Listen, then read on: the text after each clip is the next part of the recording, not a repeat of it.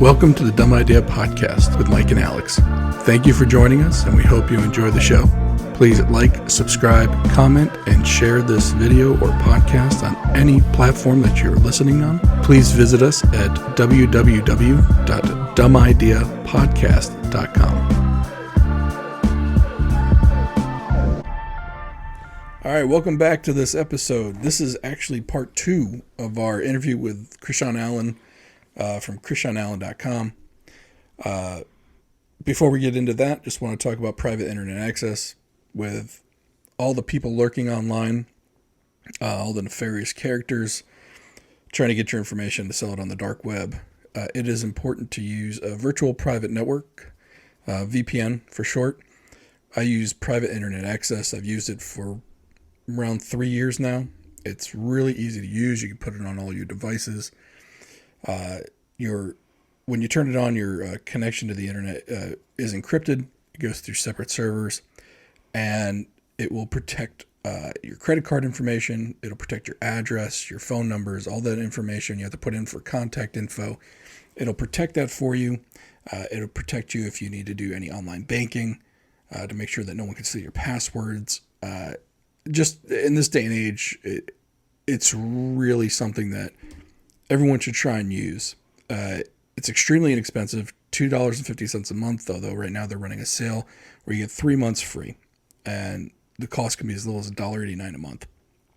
So going over to the dumbideapodcast.com or dumbideapodcast.com, I don't even know our own website, dumbideapodcast.com, go ahead and click on the private internet access ad on the right-hand side, and that'll take you right over to their webpage. So you can go ahead and grab yourself at least a month just to test it out, see how easy it is to use. We're still talking with Krishon Allen. We left off last episode talking about how tough it is for people to deal with body image, with what's being put out there. And especially Krishon and I, we both have girls, but even Krishon was saying it's tough on boys too. Yeah, no, it is. Because, I think where we kind of left off was saying, boys are seeing, the same kind of images that girls are, and they're also doctored on these social media platforms. I think it sets the unrealistic image that, at 16 you have to have a 6-pack or 24. Like I think it's 24. The only 6-pack I'm worried about. Yeah, came in a can. Yeah. That's still, well, who needs a 6-pack when you got a K? But and the thing is, like, adults struggle with it.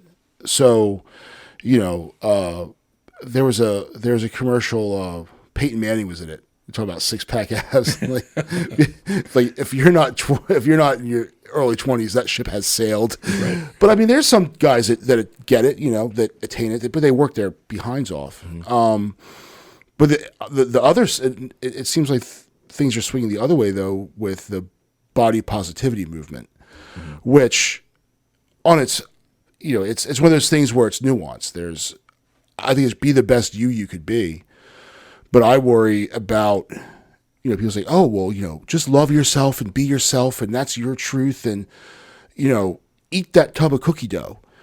And, with it being so easy to be sedentary now and just sit and stare at a device and trying to set the example for your kids and your family to live a healthier lifestyle, be physically active. Like, my oldest is super into sports, so he's no problem. The middle one, though, he's not as much into it. So,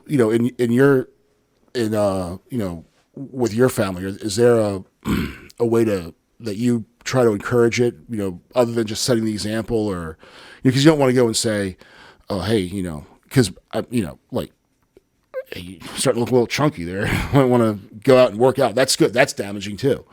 No, I don't think I've ever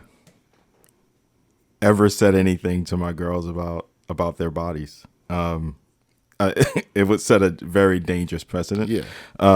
But I think you, as a parent, you have to, first of all, you're the one bringing anything into the house that they're eating in most cases. So that habit is built off whatever the family dynamic is, right? The kid ain't going out Right. to score It's like a Doritos drive-through. yeah on their own.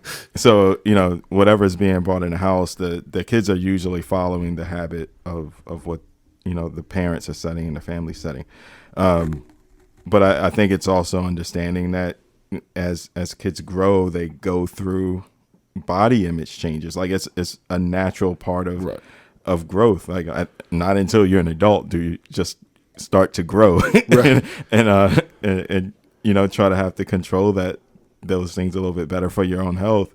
But ultimately, like I've never had that anything to say to my girls about their body image. Like I'll may say something about what they want to try and wear, because that's I think a representation of our family and in the household. But I'm like, I don't want them to ever feel like there's some shame there. Yeah. And especially their body. But the health thing is, and I'm sorry, I'm a run on here, but the health thing, I think it's over the last 2 years, like that with COVID, it's basically stay home. So there really isn't anything that kids can do to get active, and now it's trying to jumpstart that again. It's trying to say, oh, go outside with your friends and play, or go ride your bike, or so it's really trying to inject or refocus the family back to the routine of being out and kids being active and playing in school and running around. Yeah, because left to their own devices, I mean, I know, well, my middle son will stare at an iPad all day if you let him. Mm-hmm. And my wife and I have a conversation like, he's starting to get, he's like me. If he's not moving, he's going to be eating and gaining weight. And that's how I'm built. Yeah. So the poor kid is like my clone. So I get it, but I don't want to go and say, hey dude, you're starting to get fat. He's 7. Like, I'm not going to say that to a 7-year-old. Now, I remember when my grandmother lived with us. Now, that's a different generation. That's the World War II generation.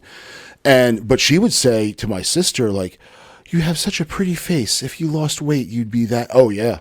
And my mother used to, because my grandmother said the same thing. It was my mother's mother would say the same thing to my mom. And my mom would lose her mind when she would do that. But my mom took it the other way and was like, oh, just do whatever you want. Oh, the two extremes. Yeah. And it kind of, my sister, like me, struggled with her weight I mean, my sister recently lost over 100 pounds. But it was a bunch of damage that had to be undone from, you have such a pretty face. If you just lost a little weight, the boys would love you. Like, what the F are you saying to somebody at that point? But I see my own, my middle son, like, hey, dude, we got to keep you moving. But then, you don't want to say that to him. Not at 7, right? Yeah. Because by 9, yeah, it could all be gone, right. Because they're babies. Yeah, or then he's eating his feelings, which is a tactic that I picked up. It's not a very effective one, but I think it works wonders. It's been great for me.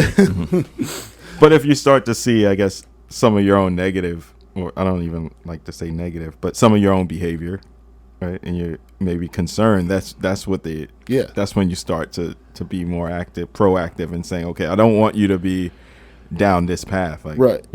And because of COVID, like when COVID hit, I had a gym membership. I actually had 2 gym memberships, and I wish that you just had to pay for the gym membership and you actually have to go there. Right. But I canceled both. We ended up we got a Peloton, and then I picked up some free weights from a buddy that was getting divorced. And so I have everything in the basement. So now the boys see both me and my wife down there working out. And, my middle son, he's like, he'll come home like, did you work out this morning? Like, no, I'm doing it this afternoon. He's like, he comes down with me. And he just screws around. But he's down there with me seeing like, oh, hey, this is something you should be doing. But then on the flip side, he's, because my older son and him go to the same school. And, the older one's a snitch. So he'll be like, Colton ate 2 breakfasts. I'm like, what do you mean? Because they have free breakfast now. So Colton would eat breakfast at home, and then go to school and eat another one. Wow. So I stopped giving him breakfast at home. Like, you're terrible. You don't give your kid breakfast. Well, pump the brakes. Yeah. It's because he's going to go eat another one, so he's only getting one. Yeah. But yeah, it's I try to say, but it's hard for us to set the example too, because you know what? I like to eat ice cream, and I like pizza and popcorn and all that stuff. So, well, the other thing is though, it's part of its convenience, right? You know, like I remember this past fall, we had the girls in sports, had them in field hockey. They're on 2 different teams. We were at the practice fields Monday, Tuesday, Wednesday, Thursday, and then we had a practice Saturday and a game Sunday. I mean, 5 days a week. Like we get home from work, or I come upstairs, and we got to be at the fields by 5. So I got to feed them something. So it's like, okay, it's like you can only do pasta so many times, right? Before they just stop eating it. Yeah. And it's not like they're going to eat kale chips. You know what I mean? But so it's like, okay, I got to come up with something quick and healthy. It's like there's really not much that goes along with that. Mm-mm. So then it's like, or to be honest with you, or just lack of effort on my part. It's like, Dino Nuggets it is. That's what it is tonight. Or air fryer, let's go. Yeah, Gorton's fish sticks, which they might be fish in it. I'm going to put that in air quotes, fish. But it's deep fried and probably has very little actual fish in it. Right. Yeah. So, I get. I mean, you set a good example. I get that. But there are some days where you're just not going to. Oh yeah. And it's like you got to hope that they pick up more on the good than the lazy. Mm-hmm. Because I'm showing a lot of lazy, so I'm hoping they don't pick that up because their mother's not. Like they see their mother working out. No, I'm not working out, but they see her on the bike. Right. I'm hoping they get that and not and not what I'm doing.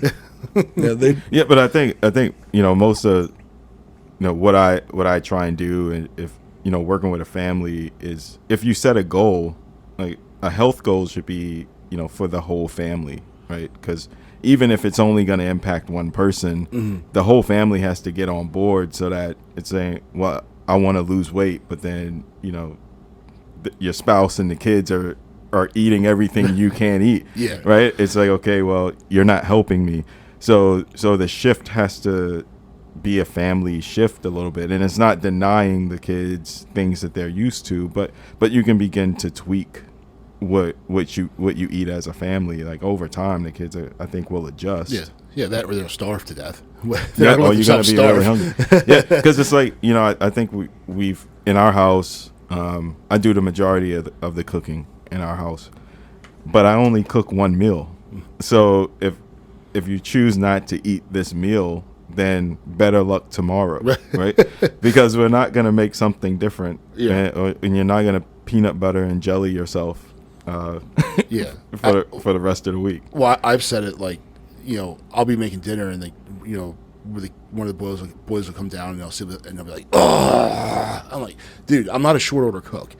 You know what I mean? Like you eat it or not. And I'm like, I do all the cooking at home too, so I can kind of control it. So if I'm on point, everyone else kind of just doesn't have a choice but to be on point. Mm-hmm. See, I'm guilty. I'm gonna throw it at my wife and I are guilty of this. So what, like for example, if we're doing pasta, like the little one doesn't like red sauce, right? So we'll take out some of the noodles for her, mix it with some butter to make like butter noodles, and the rest of us will have the red sauce. Now it probably sets a horrible precedent because when, like tonight we did barbecue chicken flatbread. But I knew the youngest one wasn't going to eat it. So I pulled out some plain chicken out of the skillet and just put the cheese on it. So she basically had chicken and cheese with no barbecue sauce, none of the ranch sauce. And that was her. Like, that was her meal. Now, that still sets a horrible precedent. Like, okay, I'm willing to give her something different when we're all eating the actual meal. And then, of course, neither one of them eat it, and they go and make a frozen waffle for dinner. So my wife and I had barbecue chicken flatbread pizza. Now my oldest tried it; she just didn't like it. Is what it is. I'm like, okay, if you're hungry, go put a waffle in the toaster, and that's your dinner. Yeah. And she did. I mean, that's what. So I mean, part of it is like, okay, you don't like it, you make your own dinner. But the other part of it is like, she probably should have eaten what we were eating, right? And we shouldn't have made a separate one for the youngest one. Should have just said, look, this is what dinner is. If you don't like it, go hungry. But it's harder to. I mean, it's harder to do than to say it, I guess. No, it is. I think, and then by the time you're eating dinner, in most cases we've had really long days, right? So it's like I'm done fighting. Yeah. Oh yeah. Like Yeah. Like I'm legitimately done with this. So like you dealt with Stacy in Cubicle B. She's a moron. Your boss Steve is a moron too. Can't tie his shoes, and you're covering for him, so the job gets done. And then you go home and you just don't want to deal with a 10-year-old who thinks they're smarter than God, and knows how to like push your buttons, or say, well, what about this? Or what about, I ain't got time for that. Just eat your meal. Right. yeah. And if you don't like this one, go make one for yourself. I don't care. I'm done with this. I'm done with people doing stupid stuff. But one thing we did for a little while was, and it got the family involved, was we had kind of a meal planner for the week. So, the kids could see what was coming up, and then also gave them a day to put something that they wanted on that meal calendar, and it was even to the point of adding, like, we're not major fast food eaters. I think the extent is Chick-fil-A, but even having that day, like, okay, this is Chick-fil-A, but for a week or 2 weeks at a time, they knew what meals were going to be coming up, and then ultimately what we saw was, especially now with how groceries cost, the planning saves money. Oh yeah. You can see what things you can cross utilize. Like, okay, if we have leftovers from this, tomorrow I'm going to turn this into something else. But and it was also getting our kids involved in the process. And then I used to travel a lot, so my wife, we started doing one of those meal kit services, and having the girls cook the meals, so then they became invested in what they were making and more willing to eat it. We just tried one. Like the last 2 weeks, I guess we got on the discount period, whatever it is. That's the only, you gotta work that system. Oh. So yeah, how many emails you have? It's like getting like Sirius XM. Like you got to call them every 6 months to get that, because otherwise you're gonna get smacked with a $150 bill every 6 months. But if you call them and say, "Hey, I'm gonna cancel because it's too expensive," they knock it down to like $30. It's like that's a huge gap. But anyway, so we tried one of those. We tried one of those food and meal services, and my wife had the girl, like, she was like, "Okay, this is what they have. Let's pick what we want," and she would do it with the girls. Now, even though they've been helping to pick, it doesn't mean that they've been eating them. Okay. But they've eaten some of them. I will say this, though. As far as organization goes, you're right. It gives us, we know those 4 days. I think you can get, I think it's 5 meals, but one of them is usually like something my wife does. She makes it for her lunch. Okay. And then we have dinner for the other 4 days. It really, really cuts down on, okay, let's just go order. And it's like, nope, we got this. It's in the fridge. Everything's already prepared. Like for those barbecue chicken flatbreads, the chicken was already cut. All I had to do was cut up the poblano pepper, put it in the pan with the chicken, barbecue sauce on it, toast the flatbread. Everything goes on the flatbread and you're done. And you're looking at 25 minutes. That's it. It's 25 minutes. Everything was done. But I mean, things like having the chicken already cut for you. Like people don't, that takes 10, 15 minutes right there out of the equation. Well, it also takes out, like, now you don't have to wash the cutting board and wash the knife. Yep. And because my wife and I had this deal, like when we first started living together, before we were married, like she doesn't cook. So like she won't die if she had, but she's not a cook. So, she might kill someone else in the process, but she's not going to die. So the deal was like, hey, I like to cook, so I'll cook and you just do the dishes. Well, that's now like I'm still pulling my end of the bargain, but somehow like she was able to, like, there must have been some loophole or some clause in the contract that I didn't see. Kids. Yeah, Right. so now she doesn't do. I got to deal with the kids. Yeah. So you have to cook and clean. Yeah. So then, but cleaning all the cutting boards and all that stuff, and I try to do like when I'm really dialed in, I'll be doing like I'll prep food on a Sunday, The problem is I spend all Sunday cooking. Yeah, that's a problem. And then you get tired of making the same stuff because I'm not going to get a new recipe and prep 5 days of it. Because what if it stinks? Right. Or what if I haven't mastered it? Like one time I did blackened chicken. I blackened so much chicken, but I hadn't mastered the technique yet. So this chicken was like trying to eat a shuttle tile. Like it was nasty. And so like, oh, well, that was, 5 days worth of chicken that's going right, like the dog wouldn't even eat it. Flip flop with a barbecue sauce on it. Yeah. Like there was no saving this stuff. Like I took blackened chicken to a whole new level. Like you're not supposed to blacken the interior of it, but I did. So usually the chicken well done. yeah, right. Yeah. But that worked out. When I can do it, it works out. But then you get tired of eating the same stuff, and then you spend an entire day cooking. It's not happening during football season because I'm watching football and drinking beer, and then the recipes get really interesting towards the end of the end of the. My wife was doing the same thing though. Like she would prep her lunches on Sunday, but it would take all Sunday. Like she was doing her breakfast and her lunch for the entire week. Yeah. But of course, it was some like elaborate casserole with like 15 ingredients. Yeah. Well, I think my or wife soup. Well, I think they were working out in the same workout group because I was doing it too. Well, ended up me prepping all the food, Right. and like making all this stuff and like, But she would spend like 5 hours on a Sunday doing this. So like, and sometimes like some Sundays we go to Costco, and then we come back, and so basically from the time we got back to the almost dinner time at that point, she's got her whole day is done. Yep. And it's just like, and after a while she was like, I don't want to do this. Yeah. Well, I remember prepping food all day on a Sunday, Yeah. and like, all right, what are we having for dinner? I'm like, are you kidding me? Right. Call for pizza. Right. Or if you've spent those, hour and a half in the grocery store with the kids and, trying to wrangle everybody together. Oh yeah. No one's cooking dinner when you get home. Though we have like hundreds of dollars. It's like, Oh yeah. Yeah. Well, thank God for Instacart now. So and they go to Costco and Sam's, so they bring everything in. I mean, we use that to like the giant version of home delivery, and then for a while we did Amazon Prime, which was Whole Foods. Yeah. Those are super convenient.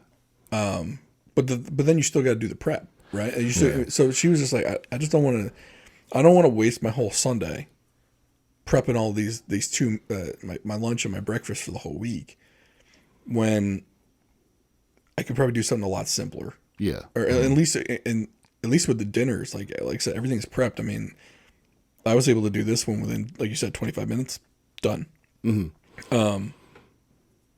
I think with prepared foods get a bad name because they're really not good for you. But there are some out there they're doing like the healthier versions of it. Now, don't get me wrong, they're never going to be fully healthy at all. But I mean, like I guess like Jimmy Dean does like the delights, like they like the delight sandwiches or the delight wraps, and they list the ingredients, and there's nothing really horrible in them. They also have the sausage on a stick with a pancake wrapped around it. Sure, you can go that route. not a delight. But like if you wanted like a 250 calorie breakfast that had turkey, sausage, eggs, basically like an egg McMuffin, Yeah. you could get that, and it's not going to be horrible. And it's just so much easier to pop that in the microwave than it is to make like an egg frittata casserole that you saw on someone's Facebook page and they dropped the recipe. Like, get out of here with that nonsense. That most of them have never cooked because if you follow the recipe, it's like, oh, this doesn't come out nothing like what you're showing right now. Yeah. There is a dude on Facebook that's funny. Like he makes these ridiculous recipes, and if you get sucked into the video, and they're long, and then the dude just completely ruins it. And then like throws it in the trash, but you stay for the comments, because the comments are the best. Like he's putting ketchup on it, and then he like burns these eggs. Like, oh, so what we got to do now is add more eggs. He's like cracking raw eggs. It's like, what are you doing? But you're sucked in. You're invested at that point. But yeah, it's always going to be a challenge with modern life, and then you're trying to set your kids on the right path. And I just with and it's funny how like the kids even like same family. My oldest, he'll just crush carrots. Yeah. No, but he's rail thin. But you've never seen a commercial talking about kids liking carrots, right? Right. It's always the cereal. Fruit by the foot. It's, yeah. You see those commercials all the time. Or apples, or those things aren't really pushed as like, hey, the fruit's good. Yeah, and he doesn't want to drink like the younger two, like they'll drink a half gallon of apple juice between the two of them, left to their own devices, like in a sitting. But the older one, nope, he drinks water and he eats carrots. That's my one does. And celery, whatever. But the middle one and the younger one, like they'll crush apples. But like, yeah, apples are good for you, but you can't eat 7 of them. Yeah, it's natural sugar. It's okay. Yeah. So at least there's some nutrition to it. But if there was like fruit snacks, he'd crush that too. Yeah, instead. So in the same family, you have 2 kids, same mom and dad, and one is rail thin and eating carrots, and the other one will eat whatever's in front of him. So that's my clone. So let's talk about your podcast for a minute. You have a podcast called Talking Points. Or Taking Steps. Taking Steps. I'm sorry. Boy, I had the what's that? The YouTube channel Talking Points. I had that in my head. It's close enough. Wait. Bring on a guest and then completely forget the podcast. Taking Steps. Talking about health and family wellness for the most part. Yeah. So it's a little bit of everything. It's aligning with my overall vision with my website and coaching, but it's more bringing in experts, mainly a lot of people that I know who I think are doing good things and feel so, fitness coaches, financial coaches, kind of having conversations that we may not be having in the family today, and kind of trying to help people on their journey within an hour of advice. One thing about Taking Steps is at the end of each episode, we're going to leave you with 3 nuggets, something that you can walk away with, nothing, too hard to digest, but something you could probably implement into your goal strategy. That sounds awesome. You can get a link to the podcast at KrishonAllen.com. He's got a link there to the podcast webpage. That one thing, so you were talking about financial stuff. Are you a Dave Ramsey guy? We tried the Dave Ramsey thing. I'm gonna stop you right there. The guy's full of crap. No, and I I don't want to, like, I didn't want you to say something and then have me say he's full and then be like, wow, it's gonna get awkward real quick. It's gonna get really awkward. No, I felt like we live, right, and in my opinion, it's a restrictive lifestyle. Well, it's not that, unfortunately, and nobody calls him out on this, it's really bad financial advice. So Dave Ramsey's method is basically get rid of all your debt. Pay off your home, pay off your cars. So mortgage gone, car loans gone, student loans gone. He wants you to pay everything off. Now, I actually went to school. I got a Bachelor of Science in Finance, where they teach you how to use leverage in loans, right? The worst thing you can do is if you have a mortgage, and a lot of people right now have mortgages under 4%, or at or under 4%. The standard rate of inflation is between 3 and 4%. The idea is if you can borrow at inflation or under, keep the loan. Because if, for example, like a car loan, remember when car loans were like 1.9% or even like 1%? They were just giving cars away. If you bought a Chevy, it was 0.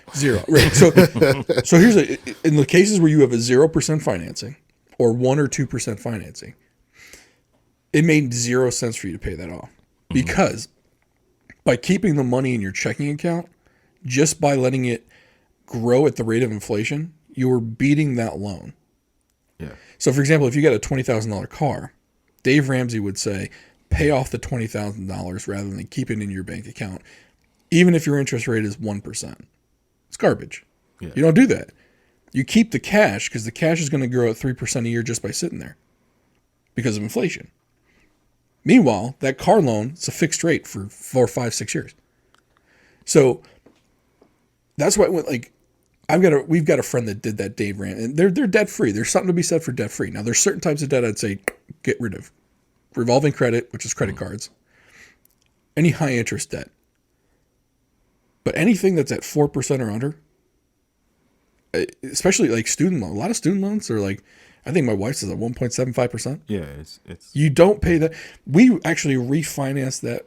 Like, I guess we were paying like 15, we paid, I think, 10 or 15 years on her student loans. I refinanced it for another 30 at 1.75%. I'm going to, by not paying that loan off, I'm getting double my money back just by holding it in my bank account. That's why that dude, I swear, he's got to have millions upon millions of followers taking that crap advice. But are they doing it? The friend I have who bought the other thing, they buy the system. Like you pay this dude like thousands of dollars for a system. Yeah. That teaches you everything. So he teaches you to pay your bills. Yes. And I have friends that did it, and they walked around with like envelopes in their pocket, like money and envelopes. It's the way he tells you to do it, though. So, and it works with credit cards very well. Essentially, is that the one where you take your highest payment, you pay that, or you pay double it up, and then you go to the next one and apply it all? Or you have a set amount of money each month that you're going to pay towards credit cards. Okay. If you got 5 credit cards, you pay the minimum on 4 of them. Okay. And you put the rest on the 5th one. And it should be, now some people say do the highest amount first. Some people say do the lowest amount first. Because the reason why they say do the lowest one first, not interest rate, the lowest amount you owe first is because you'll be more motivated as you pay them off. So like once you see credit cards go from 5 to 4 with the balance, now you're motivated to pay the 4th one. Right. Then the 3rd one, then the 2nd one, and then the 1st one. But you can do it the other way too. In fact, it's probably better. You're better off doing it with the highest interest card first because that's the one you're paying the most on. But Dave Ramsey goes a little bit further and says, okay, you should also pay off your car. You should take, and he's saying take any extra income that you're not using for food, mortgage, whatever it is. You take that extra income and you just start paying down debt.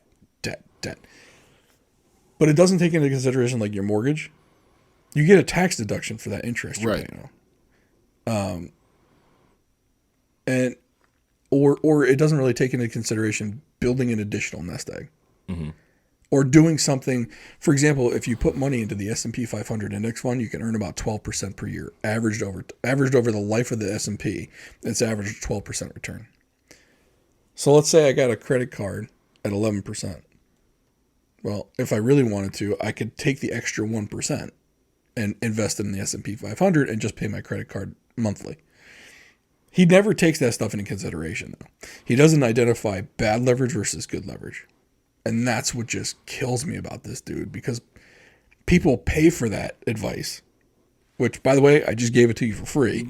And 2, it's not and great you don't advice. even like the guy. It's not good advice. Yeah. Like for someone that went to school for this stuff, I'm sure he's got 0 degrees in this stuff. I'm sure he reminds me like a Tony Robbins, like someone who really liked listening to him.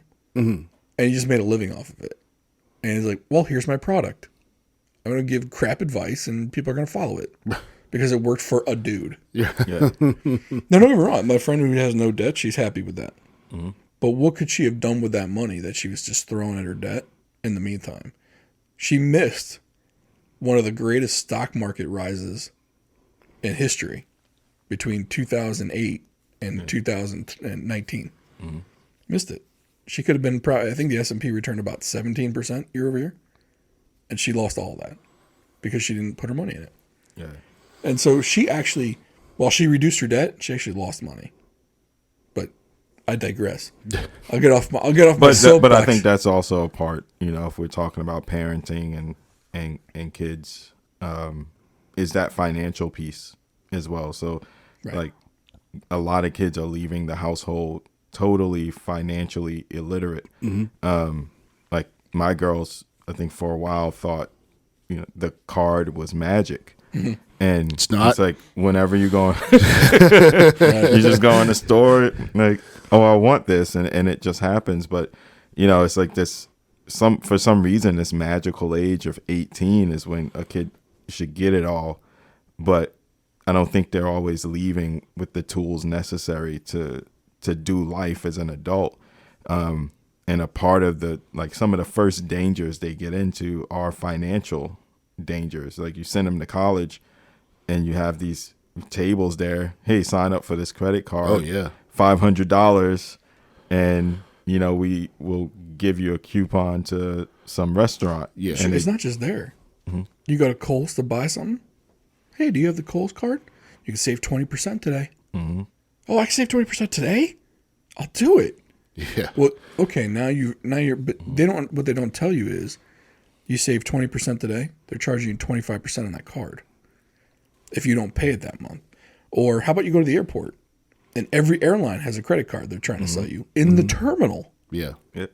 You We go to a football game or any large event. There's going to be someone with a table signing people up for a credit card. Bowie Bay Sox Yeah. trying to sign you up for a card. It's Kohl's, so I go to. I don't do store credit cards. No. The only ones I'll ever do is like if it's, it's not like the Kohl's credit card. It's like through another bank, like a credit card that gets you points, blah blah blah. When we had to buy a new refrigerator, so we did the credit card through I think it was the Best Buy. But what it did is it gave us 0%. So I'll take 0%, and then I'm not dumping all kinds of cash into it and then pay it off later before the interest hits. But that's the difference between good and bad debt. Yeah. As long as you pay off that debt before that 0% interest rate goes to 35%, Yeah. then you've done it correctly. Yeah. You've taken advantage of the system. Yeah. Because the system's waiting for you to not pay it off. Right. And then make their money. Or what they're doing. Well, we got him with the card, and yeah, he paid this off, but he's going to come back and get a TV. Yeah. When the interest rate isn't 0. Yeah, swiping the card left and right. And like when we bought the Peloton, like it came with a, whatever over the, 0% over the, what I was like, yeah, let's do it, pay it. So she set it up so it pays it every month, and We do the same thing. we're saving money off the gym memberships that I canceled. But for Kohl's, I had to buy socks.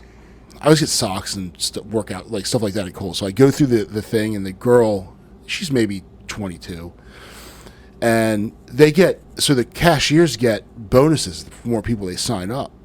So she do you have a Kohl's, or will you be paying with your Kohl's credit card? I'm like, oh, well, that's awful presumptuous. No, I don't have a Kohl's credit card. Oh, well, you should sign up for one. You can save 20% today. I'm like, nope, I don't do store credit cards. And she tells me, well, that's really stupid. I'm like, well, wow. Good sales pitch. Yeah. Wow. I'm like, oh, so I'm stupid now. Well, in that case, sign me up. Yeah, yeah. I don't want to be called stupid by the Thanks, 20-year-old. So I buy my socks, and Kohl's always makes me laugh because whatever they think people pay for stuff, they tell you what you saved, and I'm like, I bought 24 socks, right? And 2 packages of socks, and they're like, "Oh, you saved $347,000." Like, oh, who pays that for these socks? We Like, retail these Jesus. socks at $500,000. You paid $2. Yeah, it's like, what are these socks made out of? Cocaine? Like, You got a That's kilo some of socks. cocaine socks. Coke socks. People be smelling feet all day. Let's go build a fort. Yeah. But that stuff, like, I think, there's like the whole rich dad, poor dad stuff that was going on. And I think a lot of that's just stuff that, some people just don't learn. And they have to learn it somewhere. And, it reminds me of a buddy of mine he was in the Army. So he went in and he did I guess they went from he went infantry. So it was, you go to basic, and then basic just kind of ends like, oh yeah, basic's over. Now you're in AIT. Yeah. And then you ended up 101st Airborne. So in the gap between, I guess, AIT and Air Jump School, he went to, they had a little break. And one of the guys who he trained with, now this dude's from up here, he's, from a city, and noticed, well, this guy was like a country bumpkin. And he's showing his mom and dad the ATM. Like, look, I just put this thing in there and push button, money comes out. And they're like getting money out, and like, dude, that's your money. Like, and that was like, he's like, wow, people don't know. And when you think of it, like, some people don't know anything to the point where, like, yeah, that money you're getting, that's all yours. Yeah. Like, it just doesn't come out of the wall. There's a lot of 2-parent households where neither parent knows enough about how finances work. Yeah. Yeah. And it's unfortunate. I mean, I was fortunate that my dad kind of brought me along. Now, my dad wasn't a financial professional, but he knew Like he had taught himself the stock market. In I don't know if they still do this, but like when I was in middle school and throughout high school, they had a finance club basically, where we would do like 2 or 3 weeks we called it the stock market game. And I remember that. the teacher would say, okay, you got $200 or 2,000, I forgot what the dollar amount was. Buy the stocks that you think are going to do the best. And We had to open a newspaper. It was to a do that. newspaper. Yeah. Yeah. And so, but we wrote down the one we wanted, Yeah. how many of the shares we were going to buy, and the price that we bought it at. And then after 2 weeks, we would see who made the most money. But, and all it really did was it taught you how to read the stock ticker in the newspaper, which was foreign to a lot of people at the time.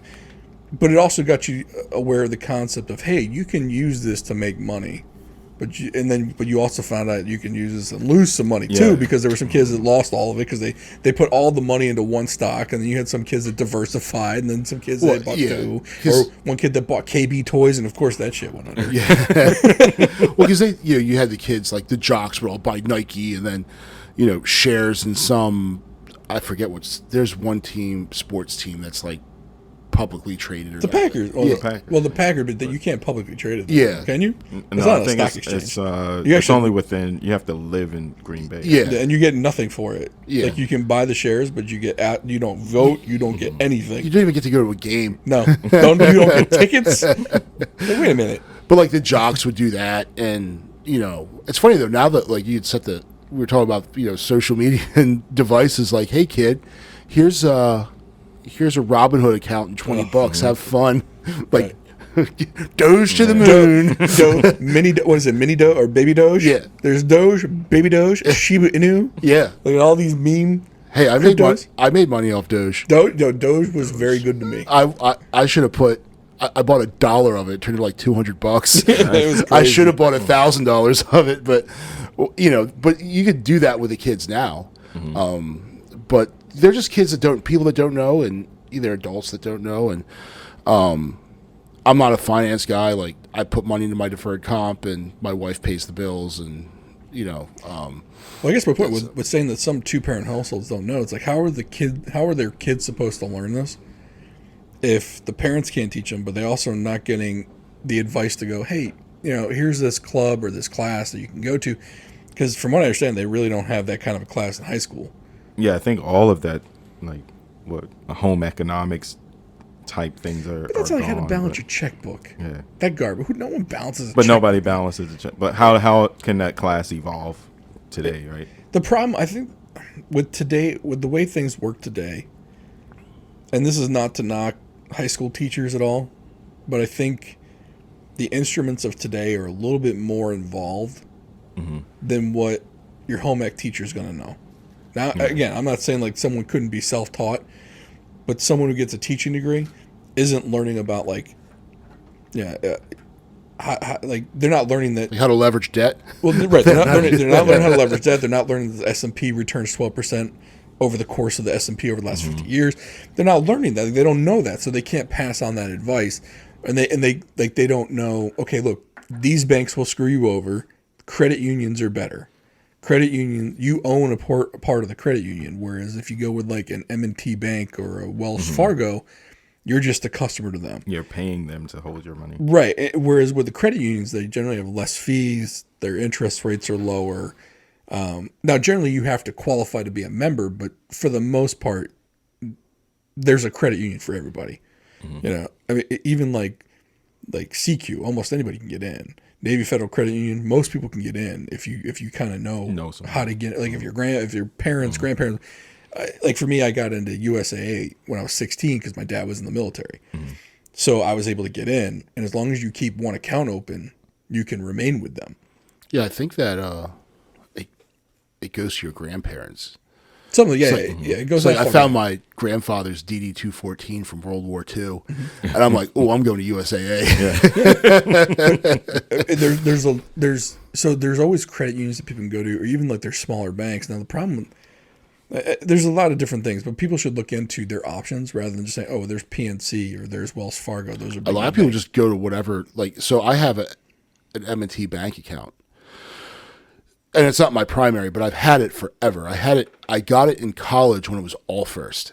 So that's I had them too. yeah, so that's how old, and I just kept it. Like I just, because changing stuff's a pain in the ass. Like it sucks. And that's what they Especially do direct is you get so far into the institution that it's like, oh, now I got to change my direct deposit. Now I got to, And then you got to change all your I gotta automatic. change all automatic. Yeah. Well, we talked about this 2 podcasts ago when we were talking about cell phones. Like the studies show, like for cell phone and cable companies, that 75% of people after their introductory rate is done will stay with the company just so they don't have to switch. I stayed with Sprint. It was the first cell phone I ever had, so over 20 years ago. And then I got mad, and I was like, I'm leaving Sprint. And I went to T-Mobile, and then T-Mobile bought Sprint Right. like the next month. I was like, what is this? Right. I thought I was getting away from them. But yeah, they know what they're doing. It's all psychological. They know how to keep you. And sometimes they don't have to do anything to keep you. It's just they're banking on you not wanting to switch. Yeah. They're banking on you just not wanting to deal with the hassle of it all.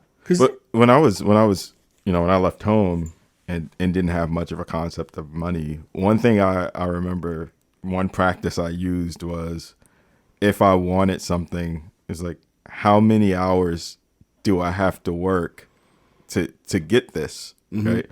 And sometimes I'm like, this isn't worth it. Yeah. And even now, I factor that in occasionally, like, how many hours of work is this, or these shoes or whatever. So, I think kids really need that reinforcement, really the education before they leave home. Like, this is what money is, and and it is some engagement.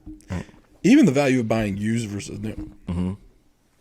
Kids sometimes don't get, like, they think new is the only way to go, and not just with cars. I mean, refurbished computers, refurbished electronic goods. I mean, you can get good deals on used stuff. I think apps, though. I think kids are learning that through like apps like eBay, Mercari. It used to be Craigslist, but apparently no one's selling anything there anymore. Yeah. eBay, I just heard on a podcast that if you use eBay, you use dial-up too. I love eBay, man. You kidding me? But I guess Facebook Marketplace is a big place now where people get a lot of stuff. But and scammed. yeah, that's true too. Yeah, but Yeah. You have offer up, which is just add robbed.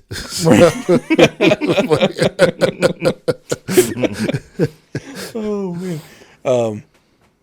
So as far as like when someone contacts you, what kind of services, like what can they expect? Like when, let's say I send you an email, what happens next?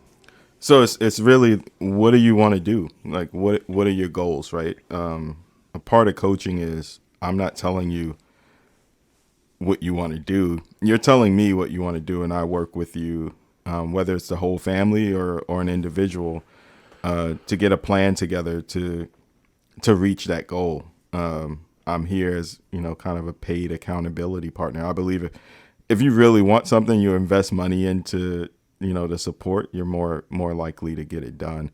A lot of coaching now is looked at from an individual aspect. I think we need more family focused goal setting. We spent time talking about, eating habits and eating healthier. That can be something that the family can set as a goal, get a coach to kind of help them along the way, make sure they're tracking meals and doing and reaching where they want to go. But then also finances, like, why can't kids be a part of a savings goal for the family?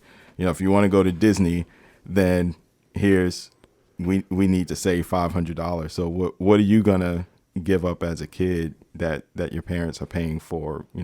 What snacks are you not gonna get in order to put it towards this family goal? So being a coach is holding folks accountable, making sure you're setting smart goals, things that you can achieve, that make sense for where you want to go. So you reach out to me, we'll have that conversation, see where you want to go. If I'm not the right person for you, I know plenty of coaches in the realm of fitness, career, spiritual, that I could refer you to.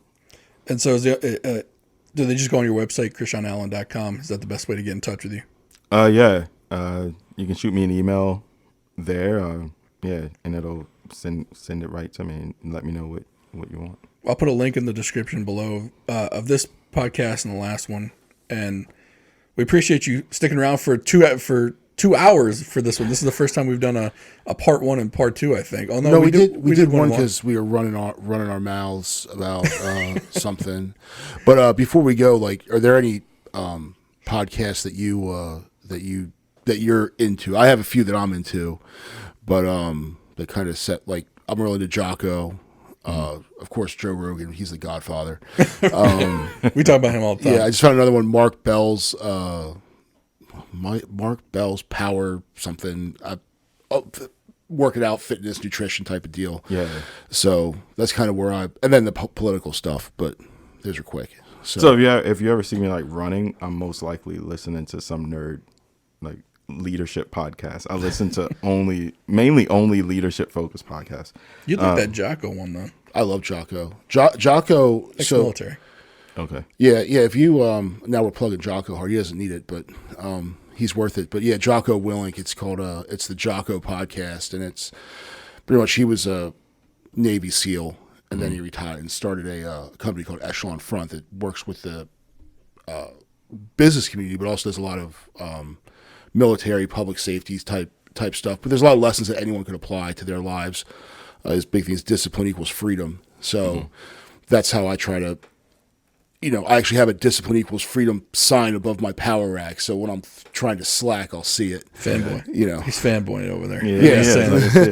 We talked about that too in another episode. Yeah. But no, it's neat to see what people's influences are. And, so in the podcast, we're doing one. So, yeah. No, I listen to one regularly is Craig Groeschel. It's a leadership podcast. He's a pastor, but the podcast is very just leadership focused. And I think anybody who's, either want to be a leader, you are a leader, he gives some really good points there. So yeah, it's either podcasts or like audiobooks that I got any good books lately? So Will by Will Smith. Oh yeah, how was that? Yeah. Probably it got spicy at some points. It gets a little spicy. But maybe the best produced audiobook I've ever listened to because he injects music and oh nice. Yeah, so really good story to kind of see someone work their way up and stay focused on their dream and all that. You don't have to like everything he puts out, but yeah, the story was good. I was waiting for a reboot of Fresh Prince of Bel-Air, and apparently they're doing one, but it's gonna suck. It's a drama. It's serious. Yeah, I know, right? Mm-hmm. Yeah. Why would you like the first one was so like I don't know. Maybe I'm just against reboots. I love the original stuff that we grew up with. Yeah, I'm not a reboot fan. No. I just think that because the original one was like that's what I remember. I can't think of any reboots. And also just Hollywood's run out of ideas, so they just reboot stuff. Also, and we talked about this though with shows today, how the writing just got so lazy. Yeah. Like before, like it was like the shows that we kind of grew up with, like they got the point across, like whatever point they were trying to make, but the show was funny. Yeah. Right? Like you had the Full Houses, the Cosby shows, the In Living Color, well not In Living Color, that was a sketch show, which by the way is hilarious. It is. But shows like that, like they gave you a message, but didn't jam it down your throat. They didn't beat you over the head with it. They kind of got you subliminally in the back end, like, oh wait, there's a moral to the story here. All right. But yeah, it was great having you. Yeah, KrishonAllen.com. Go to the dumbideapodcast.com as well. Click on that link for private internet access, and we will see you next time.